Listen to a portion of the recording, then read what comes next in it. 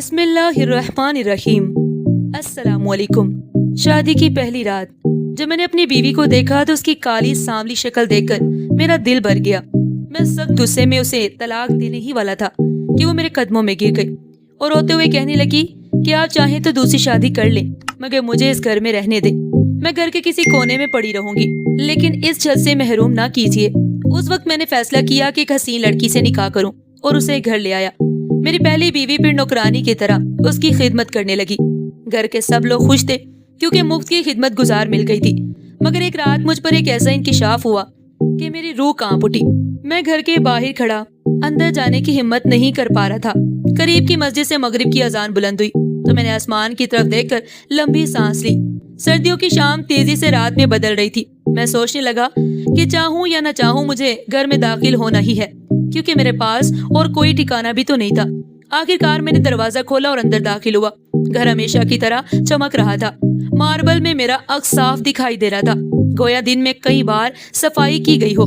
میں مٹی سے اٹھتے جوتوں کے ساتھ چلتا گیا تو پیچھے نشان بنتے چلے گئے۔ ڈرائنگ روم میں داخل ہوا تو میری دوسری بیوی فریحہ خوب سجی سنوری کالے لباس میں ٹی وی دیکھ رہی تھی۔ ہاتھ میں چائے کا کپ تھا۔ وہ دیکھتے ہی مسکرا دی اور مجھے پاس بیٹھنے کا اشارہ کرنے لگی۔ پھر اس نے کچن کی طرف رخ کی اور آواز دی، سمیہ ذرا یاسر کے لیے بھی چائے لے آؤ۔ میں خاموشی سے اس کے پاس جا کر بیٹھا، مگر آج میرا دل بجھا ہوا تھا۔ فریحہ نے بھی محسوس کیا، اسی لیے وہ مختلف باتوں سے میرا دھیان بٹانے کی کوشش کرنے لگی۔ تھوڑی دیر میں سمیہ چائے کا کپ لے کر باہر آئی۔ میں چونک اٹھا، مگر وہ خاموشی سے کپ میرے سامنے رکھ کر واپس پلٹ گئی۔ جاتے جاتے راستے میں بکھرے کھلونے بھی سمیٹتی چلی گئی۔ میری نظر دور تک اس کا تعاقب کرتی رہی۔ کھانے کے وقت ہمیشہ کی طرح لذیذ سالن پکا تھا، گویا سمیہ کے ہاتھوں میں جادو تھا۔ فریحہ کھانے کے دوران بھی مسلسل باتیں کرتی رہی، مگر میرا دھیان کہیں اور تھا۔ میں بہانہ بنا کر جلدی اٹھ گیا، مگر رات بھر کروٹیں بدلتا رہا۔ نیند آنکھوں سے کوسوں دور تھی۔ آخرکار میں بوجھل دل کے ساتھ اٹھا اور کمرے سے باہر نکل آیا۔ ڈرائنگ روم میں آہستہ آہستہ ٹہل رہا تھا کہ اچانک ایک کمرے سے آواز آئی۔ میرے قدم خود بخود اس طرف بڑھ گئے۔ میں نے دروازے پر ہاتھ رکھا اور کھلا تو اندر کا منظر دیکھ کر زمین میرے قدموں تلے سے کھسک گئی۔ جو کچھ میں نے دیکھا وہ میری برداشت سے باہر تھا۔ دل کی دھڑکنیں بے قابو ہو گئی۔ سردی کے باوجود پسینہ ماتھے سے بہہ رہا تھا۔ آنسو رکنے کا نام نہیں لے رہے تھے۔ میں بے اختیار ماضی میں کھو گیا۔ 3 سال پہلے جب میں لندن یونیورسٹی سے پڑھ کر واپس آیا تو میری شخصیت نکھر چکی تھی۔ خاندان میں کوئی میرا مقابلہ نہیں تھا۔ یہاں کے لڑکے تو کم عمری میں ہی ورکشاپوں یا دکانوں پر بیٹھا دیے جاتے، مگر میرے والدین نے دن رات محنت کر کے مجھے لندن بھیجا اور میں خود کو ہواؤں میں اڑتا ہوا محسوس کرتا تھا۔ میں بہت ہی لائق فائق تھا، اس لیے جلدی اسکالرشپ حاصل کر لی۔ 4 سال لندن میں پڑھ کر واپسی آنے کے بعد میں مکمل طور پر بدل چکا تھا۔ میرے گھر واپسی آنے کی خوشی میں میری ماں نے پورے خاندان کی دعوت رکھی۔ خاندان کی لڑکیاں چپ چپ کر مجھے دیکھتے ہوئے ایک دوسرے کی طرف اشارہ کر رہی تھی۔ ہر ماں کی یہی خواہش تھی کہ میں ان کا داماد بنوں۔ اس خیال نے مجھے جیسے مغرور سا بنا دیا۔ میں ہواؤں میں اڑنے لگا۔ میں مغرور کیوں نہ ہوتا؟ میں خوبصورت تھا، اعلیٰ تعلیم یافتہ تھا اور پاکستان آتے ہی مجھے ایک بہترین نوکری مل گئی۔ ہمارے مالی حالات بہتر ہونے لگے۔ ان سب چیزوں نے مل کر میری شخصیت میں ایک عجیب سا گھمنڈ پیدا کر دیا۔ دعوت کے دوران بھی میں نے کافی لڑکیوں کی نظریں خود پر مرکوز محسوس کی، لیکن میں نے سب جھٹک دیا۔ میں نے سوچ رکھا تھا کہ میں شادی کروں گا تو صرف اپنی مرضی سے، کیونکہ میری دلہن میری ٹکر کی ہونی چاہیے۔ اس خیال نے میرے دل میں ایسی جگہ بنا لی تھی کہ مجھے کوئی بھی لڑکی آسانی سے پسند نہیں آتی تھی۔ میں ہر لڑکی کو اپنے معیار کے حساب سے پرکھتا۔ دعوت ختم ہوئی تو میری ماں بے حد خوش تھی۔ وہ بار بار میری بلائیں لینے لگی۔ پہلے اس خاندان کے لوگوں نے مجھے کبھی منہ نہیں لگایا، آج میرا بیٹا اعلیٰ تعلیم یافتہ بن کر لوٹا تو دیکھو کیسے سب میرے آگے پیچھے پھر رہے ہیں۔ میری ماں فخر سے کہہ رہی تھی۔ میں مسکرا دیا تو ابا کے پاس جا کر بیٹھ گئی اور انہیں کسی رشتہ دار کے بارے میں بتانے لگی جنہوں نے مجھے اپنی بیٹی دینے کی بات کی تھی۔ مجھے اماں کی بات سن کر غصہ آ گیا۔ میں کہنے لگا، اماں میرے لیے لڑکی ڈھونڈنے کی کوئی ضرورت نہیں، شادی میں اپنی مرضی سے ہی کروں گا۔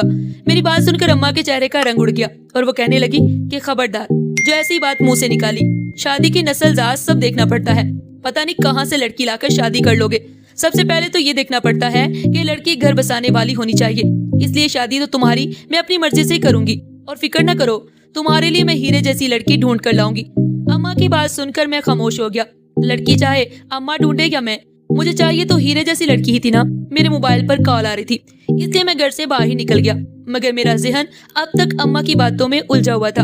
شادی کی خواہش تو ہمیشہ سے میرے دل میں بھی تھی اور ویسے بھی کون سا ایسا لڑکا ہوگا جسے شادی کی خواہش نہ ہو، اور میرے پاس تو سب کچھ تھا سوائے خوبصورت بیوی کے، جو میرے ساتھ قدم سے قدم ملا کر چل سکے، جو میرے ساتھ ہو تو لگے کہ واقعی یہ میری بیوی ہے۔ ایک دن میں نوکری سے گھر آیا تو مجھے گھر میں رونق کا احساس ہوا۔ میں نے آگے بڑھ کر ڈرائنگ روم میں جھانکا۔ ایک اجنبی عورت مجھے دیکھنے ہی مسکرائی اور اٹھ کر میرے پاس آ گئی۔ وہ کہنے لگی، ماشاءاللہ کتنا خوبصورت نوجوان ہو گیا میرا بیٹا۔ پھر انہوں نے میرے ماتھے پر بوسہ دیا اور میں اب تک ان کی صورت کو پہچان نہیں پایا تھا، مگر پھر میری ماں نے کہا، یہ تمہاری پھوپھو ہیں، دوسرے شہر میں رہتی ہیں اور تم سے ملنے آئی ہیں۔ اماں کی بات پر میں نے سر ہلایا۔ وہ مجھ سے بے حد محبت سے پیش آ رہی تھی۔ دراصل پھوپھو کی شادی ایک غریب کسان سے ہوئی، جس کے بعد وہ گاؤں چلی گئی تھی، پھر وہاں سے ایک چھوٹے سے شہر میں شفٹ ہو گئی تھی، مگر ہمارا ان سے میل جول نہ ہونے کے برابر تھا، اسی لیے میں انہیں پہچان نہیں پایا۔ پھوپھو کے ساتھ ان کے شوہر بھی آئے تھے۔ انہیں دیکھ کر ہی اندازہ ہو رہا تھا کہ وہ انتہائی غریب ہیں۔ ان کے کپڑے سادہ مگر صفائی اور نفاست سے استری شدہ ہیں۔ وہ ابا کے ساتھ بہت محبت سے پیش آ رہے تھے اور اماں بھی بار بار ان کے سامنے کھانے پینے کی چیزیں رکھ رہی تھی۔ مجھے یہ سب کچھ عجیب لگا، کیونکہ میری ماں نے کبھی اپنے سسرال والوں کی اتنی خاطر مدارت نہیں کی تھی۔ خیر، میں کندھے اچکاتا اپنے کمرے کی طرف چلا گیا۔ رات گئے تک محفل جمی رہی۔ اگلے صبح میں کام پر گیا۔ واپس آیا تو اماں بہت خوش تھی۔ انہوں نے مجھے بتایا کہ تمہاری پھوپھو یہاں پر اس لیے آئی تھی تاکہ تمہیں اپنا داماد بنا سکے۔ میں فخر سے مسکرا دیا۔ لوگ تو مجھے گھر آ کر اپنا داماد بنانے پر تیار تھے۔ اماں بہت خوش تھی اور وہ اس رشتے پر راضی بھی تھی، مگر مجھے اعتراض تھا۔ میں شادی سے پہلے لڑکی کو ایک بار دیکھنا چاہتا تھا، لیکن جب میری ماں نے یہ بات سنی تو ہنس پڑی اور کہنے لگی، ارے تم فکر نہ کرو، میں نے لڑکی کو دیکھ لیا ہے، وہ بہت ہی اچھی اور بہت ہی خوبصورت ہے اور تمہاری ساری توقعات پر پوری اترے گی۔ بس یہ ہے کہ وہ لوگ ذرا غریب ہیں اور دوسرے شہر میں رہتے ہیں، اس لیے انہیں وہاں جا کر دیکھنے کا وقت نہیں، پیسے بھی نہیں، اور میں چاہتی ہوں کہ تمہاری شادی جلد ہو جائے۔ اب میری بوڑھی ہڈیوں میں اتنی طاقت نہیں رہی کہ تمہارے ناز رکھنے اٹھا سکوں۔ جب تمہاری بیوی آئے گی تو وہی تمہارے ناز نخرے اٹھائے گی۔ اماں کی بات مجھے نہ چاہتے ہوئے بھی ماننی پڑی۔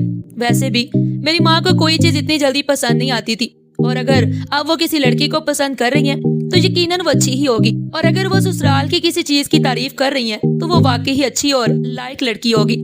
میری رضامندی دیتے ہی گھر میں شادی کے ہنگامے شروع ہو گئے۔ شادی کی تیاریوں کے دوران میں نے بہت کوشش کی کہ کسی طرح اس لڑکی سے بات ہو سکے، مگر مجھے پتا چلا کہ وہ لوگ اتنے غریب ہیں کہ لڑکی کے پاس موبائل تک نہیں ہے، اور نہ ہی وہ ایسی ملاقاتوں کو پسند کرتی ہے۔ پھر میں نے خود کو تسلی دی کہ شادی میں دن ہی کتنے رہ گئے ہیں۔ میں بے صبری سے اپنی شادی کے دن کا انتظار کرنے لگا۔ دفتر میں بھی سب کو میری شادی کے بارے میں خبر ہو گئی تھی۔ لوگ مجھے مبارکباد دے رہے تھے۔ میرے دفتر کے لوگ سب ہائی اسٹینڈرڈ کے تھے۔ میں نے شہر کے سب سے بڑے ہال میں اپنی ولیمے کی تقریب منعقد کرنے کا انتظام کر لیا تھا۔ آخرکار شادی کا دن بھی آ گیا۔ میں نے روپیہ پانی کی طرح بہایا۔ باراتی کے کپڑوں سے لے کر بری کی ایک ایک چیز تک سب شاندار بنائی۔ میں چاہتا تھا جتنی میری بیوی حسین ہو، اس کے شایان شان ہی سب تیاری ہو۔ بارات لے کر ہمیں دوسرے شہر جانا تھا۔ سفر کی تھکاوٹ نے سب کا برا حال کر دیا، لیکن مجھے اپنی شادی کی خوشی تھی۔ پھوپھو کے چھوٹے سے گھر میں دولہا بنا بیٹھا، میرا دم گھٹنے لگا۔ میں نے اماں سے کہا کہ پھوپھو سے کہیں کہ وہ کوئی ہال بک کر لے، مگر اماں نے کہا وہ بہت غریب لوگ ہیں، افورڈ نہیں کر سکتے۔ پھر تھوڑی دیر میں میرا نکاح ہو گیا۔ نکاح کے بعد چھوارے تقسیم ہونے لگے تو میں نے اپنی ماں کی طرف سوالیہ نظروں سے دیکھا، کیونکہ مجھے بھوک لگی ہوئی تھی اور باقی براتیوں کو بھی، مگر دلہن والوں کی طرف سے کھانے کا کوئی انتظام دکھائی نہیں دیا۔ آخر میں نے اپنے برابر بیٹھے سسر سے پوچھا تو وہ کہنے لگے، بیٹا ہم نے پہلے ہی کہا تھا کہ ہماری اتنی گنجائش نہیں کہ ہم سب براتیوں کو کھانا کھلا سکے۔ آپ کی امی سے بات پہلے ہو چکی ہے، انہوں نے کہا تھا کہ براتیوں کو کھانا وہ خود کھلا دیں گی۔ اپنے سسر کی بات سن کر میرے سر پر آسمان ٹوٹ پڑا۔ مجھے بے حد غصہ آیا۔ یہ تو سراسر میری بے عزتی تھی۔ میرے ساتھ آئے مہمان کیا سوچیں گے کہ میں نے ایسے لوگوں میں شادی کی ہے جو اپنی بیٹی کے سسرالیوں کو کھانا تک نہ کھلا سکتے۔ یہ سوچ سوچ کر میرا خون کھولنے لگا، میرا چہرہ سرخ پڑ گیا۔ سسرال والوں کے خلاف دل میں پہلی درار پڑ چکی تھی۔ میں خاموشی سے اٹھا اور اپنی جانب سے کھانے کا انتظام کروایا۔ کچھ ہی دیر میں کھانا آ گیا اور باراتی کھانے لگے۔ میں اپنی ماں سے سب پوچھنا چاہتا تھا، مگر وقت مناسب نہیں تھا۔ پھر تھوڑی دیر بعد ہی میری دلہن کو میرے برابر بٹھا دیا گیا۔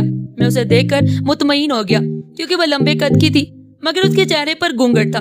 اس کے نازک وجود کو دیکھ کر میں سوچ رہا تھا، یقیناً یہ بے حد خوبصورت ہوگی۔ مجھے رخصتی کی جلدی ہونے لگی، کیونکہ مزید وہاں پر بیٹھنا نہیں چاہتا تھا۔ تھوڑی دیر بعد ہم دلہن کو لے کر واپس نکل گئے۔ گھر پہنچتے پہنچتے رات کے 2 بج گئے۔ میں بے صبری سے انتظار کر رہا تھا، مگر میری ماں کو رسموں کی پڑی تھی۔ چھوٹی چھوٹی کئی رسمیں کرتے کرتے رات گزر گئی۔ آخرکار میں نے ماں کو اشارے سے کہا کہ میں تھک چکا ہوں اور کمرے میں جانا چاہتا ہوں، ماں نے میری بات پر مسکرا کر دلہن کو کمرے میں بٹھا دیا۔ ان کے چہرے پر ایک عجیب مسکراہٹ تھی جس کی وجہ مجھے سمجھ نہ آئی۔ جب مہمان کمرے سے نکلے تو میں پلٹا۔ کمرہ اصلی پھولوں سے سجا ہوا تھا۔ دلہن بیڈ پر لہنگا پھیلائے بیٹھی تھی۔ میں کافی دیر تک اسے دیکھتا رہا۔ میری زندگی کی سب سے بڑی کمی آج پوری ہو گئی تھی۔ میں مسکراتے ہوئے آگے بڑھا اور گھونگھٹ اٹھایا، مگر سامنے جو منظر تھا، یہ کیا؟ اسے دیکھ کر تو میرے پیروں تلے سے زمین ہی نکل گئی۔ میں نے پٹی بے یقین نظروں سے سامنے دیکھا، جہاں میری پھپھو کی بیٹی دلہن کے روپ میں سجی سنوری بیٹھی تھی۔ وہ مسکرا رہی تھی، مگر اس مسکراہٹ کے باوجود اس کے چہرے پر کوئی کشش نظر نہیں آ رہی تھی۔ اس کا رنگ بے حد گہرا تھا اور نقش بھی بہت معمولی سے تھے۔ اسے دیکھ کر میرے دل میں ایک دم کراہت ابھری۔ وہ نظریں جھکائے خاموش بیٹھی تھی، شاید تعریف کی منتظر تھی اور شاید منہ دکھائی کے تحفے کی بھی، مگر ایک نظر ڈالنے کے بعد میرا دل ہی نہیں چاہ رہا تھا کہ میں اسے دوسری بار دیکھوں۔ میرے غصے سے دماغ کی رگیں پھٹنے لگی۔ آخر میں نے اپنا سر تھامتے ہوئے اس سے کہا، یہ سب کیا ہے؟ میری ماں نے کہا تھا تم بے حد خوبصورت ہو، مگر تم تو اتنی بدصورت ہو کہ ایک بار دیکھنے کے بعد دوبارہ دیکھنے کو دل نہیں چاہتا۔ تم میرے معیار کے مطابق ہرگز بھی نہیں ہو۔ بہت بڑی غلطی ہوئی مجھ سے جو دیکھے بغیر شادی کر لی۔ میری بات سن کر وہ دھیما مسکراتی لڑکی ایک دم چونک گئی۔ میری تلخ باتوں سے اس کی آنکھوں میں آنسو بھر آئے، مگر میں کیا کرتا؟ مجھے سیاہ رنگت سے ویسے ہی الجھن تھی اور میں نے کبھی خواب میں بھی نہیں سوچا تھا کہ میری بیوی کی رنگت اتنی کالی ہوگی۔ گہری سانولی رنگت پر میک اپ نے اسے اور بدصورت کر دیا۔ گھبرا کر میں بیڈ سے نیچے اتر گیا اور کہنے لگا، میں تمہیں چھوڑ دوں گا، طلاق دے دوں گا۔ میں تم جیسی لڑکی کو اپنی بیوی بنا کر نہیں رکھ سکتا۔ مجھے تو سمجھ نہیں آ رہا کل ولیمے کی تقریب میں کیا کروں گا۔ سب لوگ تو میرا مذاق اڑائیں گے۔ یہ سوچ کر میرا دل ڈوبنے لگا۔ میری بات سن کر وہ اچانک بیڈ سے اتر آئی اور میرے پاؤں پکڑ کر رونے لگی۔ خدا کے لیے مجھے مت چھوڑنا، مجھے طلاق مت دینا۔ میرے والدین بہت قریب ہیں، وہ یہ صدمہ برداشت نہیں کر سکیں گے۔ تم چاہو تو دوسری شادی کر لو، میں کچھ بھی نہیں کہوں گی، میں کونے میں پڑی رہوں گی، سارا گھر کا کام بھی کروں گی، مگر مجھے مت چھوڑنا۔ وہ زاروں قطار ہو رہی تھی۔ اس کے سانبلے ہاتھ میرے سفید پیروں پر بہت عجیب لگ رہے تھے۔ میں گھبرا کر پیچھے ہٹ گیا۔ میرا دل چاہ رہا تھا کہ کمرے کی ہر چیز توڑ پھوڑ دوں۔ آخرکار کافی دیر کمرے میں گھومنے کے بعد جب کچھ سمجھ نہ آیا تو میں کمرے سے نکل آیا۔ باہر آیا تو دیکھا ماں صوفے پر بیٹھ کر تسبیح پڑھ رہی تھی۔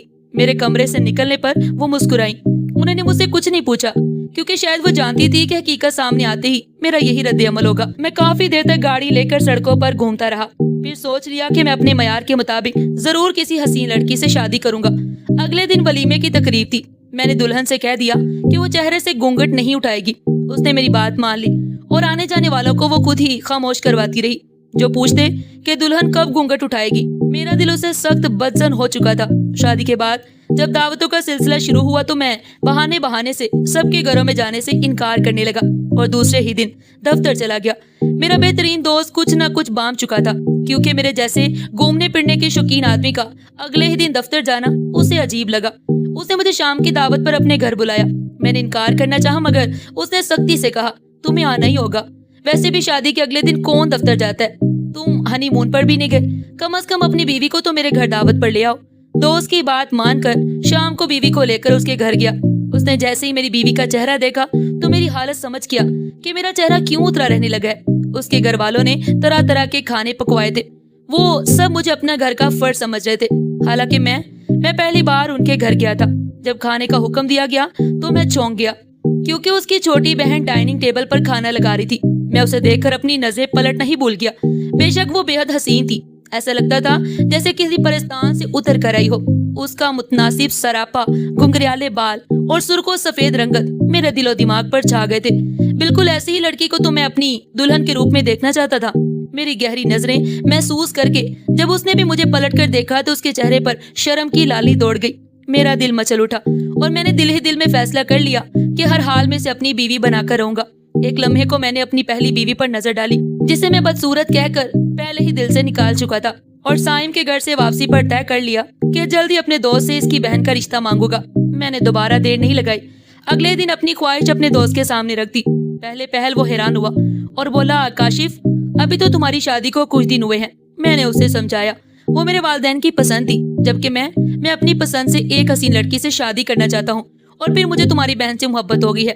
یقین جانو میں اسے دنیا کی ہر خوشی دوں گا۔ میری بات سن کر وہ سوچ میں پڑ گیا، مگر میرے مرتبے، دولت کی چمک اور شان و شوکت دیکھ کر وہ اپنی بہن کا رشتہ دینے پر رضامند ہو گیا۔ میں بے حد خوش تھا۔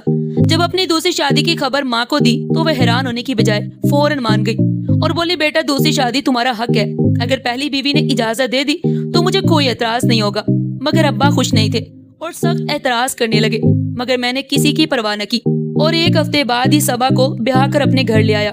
میری پہلی بیوی نے اسے دیکھ کر لمحہ بھر کے لیے خود کو روک لیا، مگر پھر خاموشی سے آگے بڑھ گئی۔ میں نے الماری سے اس کے کپڑے نکال کر صوفے پر ڈالے اور صاف کہہ دیا، اس کمرے میں اب صبا رہے گی، تم یا تو ماما کے کمرے میں سو جانا یا پھر اسٹور روم میں۔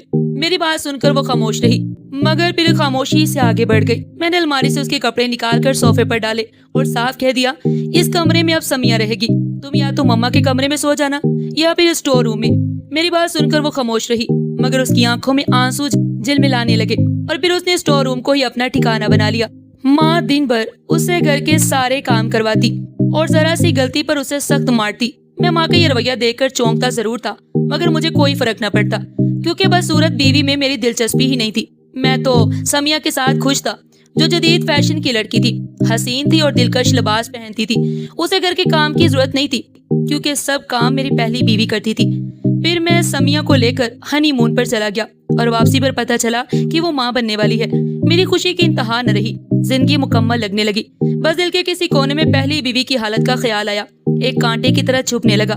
کتنی مارے کھا کر، کتنے تانے سہ کر بھی اس کے لبوں سے ایک شکوہ تک نہیں نکلتا، اور یہی خاموشی میرے دل پر بوجھ ڈالنے لگی۔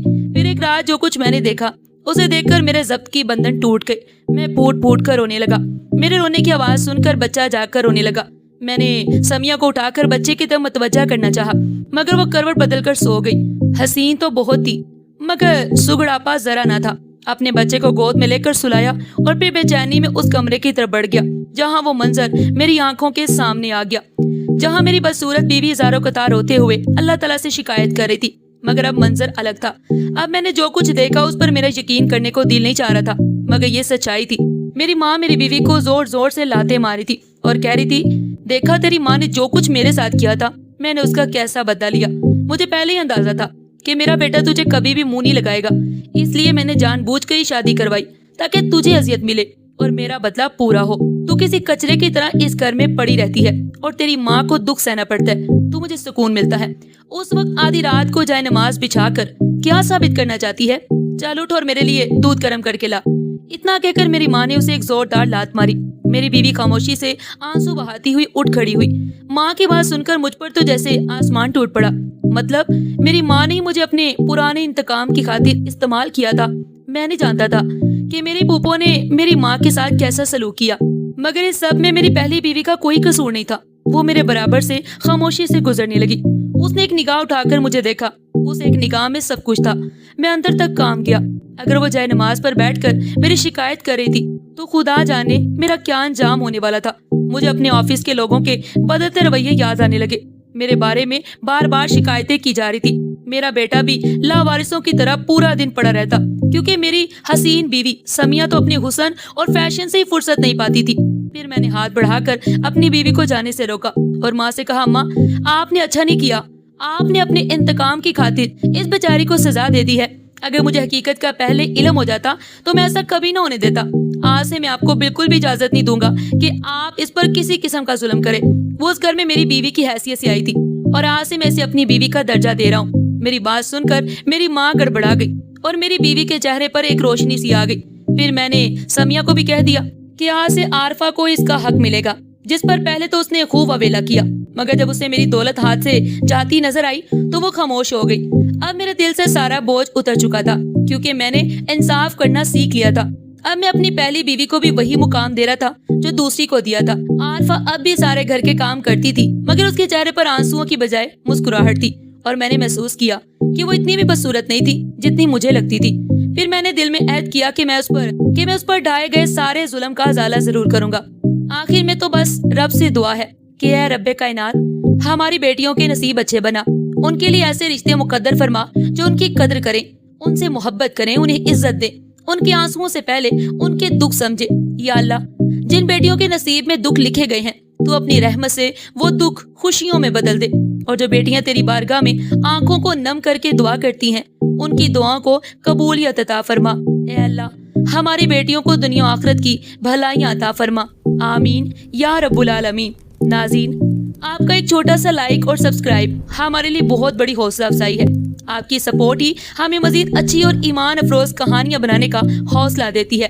یہ صرف ایک کلک نہیں بلکہ ہماری محنت کی قدر ہے. پلیز چینل کو سبسکرائب کریں اور ویڈیو کو اپنے پیاروں کے ساتھ شیئر کریں تاکہ یہ نیکی کا پیغام زیادہ سے زیادہ لوگوں تک پہنچے. پھر ملتے ہیں ایک نئی کہانی کے ساتھ, ایک نئے دلچسپ ویڈیو کے ساتھ. تب تک کے لیے اللہ حافظ.